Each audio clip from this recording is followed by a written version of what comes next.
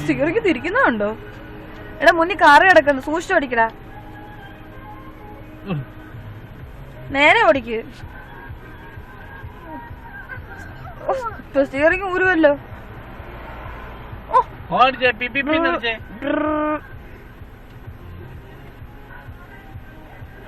മുഖം കഴിക്കുന്നുണ്ടോ വലിയ ചേട്ടൻ? ഓണൊക്കെ അടി, ഓണൊക്കെ